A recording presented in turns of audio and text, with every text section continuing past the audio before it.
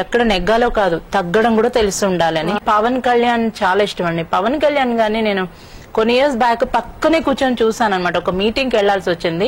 ఆ మీటింగ్ లో పవన్ కళ్యాణ్ వస్తారు అనగానే ఒళ్ళంతా ఒక గూస్ బంప్స్ లాగా వచ్చాయి. పాత సినిమాలు చూడండి, తల్లి క్షేమంగా ఉంది కానీ బిడ్డను బతికించుకోలేకపోయాము, లేదంటే బిడ్డ క్షేమంగా ఉన్నాడు కానీ తల్లిని బతికించుకోలేకపోయాం. ఇలా ఎన్ని ఉన్నాయి. అందుకనే ఆ కాలంలో 10 మంది 12 మంది పిల్లల్ని కానేవాళ్ళు. నాడి పట్టుకొని చెప్పేవాళ్ళు ఏ రోజు డెలివరీ అయిపోతారని, ఎంత ఎంత సులభంగా డెలివరీ అయిపోద్దని చెప్పేవాళ్ళు. నాకు రిలేషన్షిప్స్ చాలా ఇష్టం.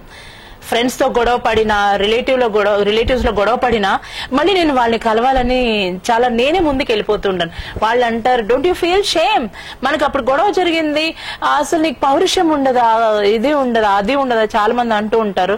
నాకు పౌరుషం ఉంది కాబట్టే వచ్చి కలుస్తున్నా అని చెప్తాను. మేడం ఏమైనా కావాలా, మీకు ఏమైనా కావాలంటే ఎస్ ఐ వాంట్ సంథింగ్ అన్న. ఏంటి అంటే 30 seconds హగ్ కావాలి అని. She felt very happy and she came to me. I heard her for 30 seconds. నదిలా ఒక కథలా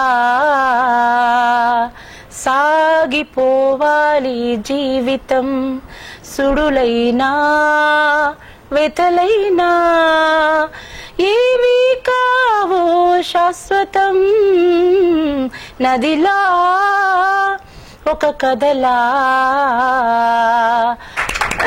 సూపర్ అండి. ఇప్పటి వరకు మీ మాటలే కాదు, మీ పాట కూడా అంత ఇన్స్పిరేషన్ గా పాడారు.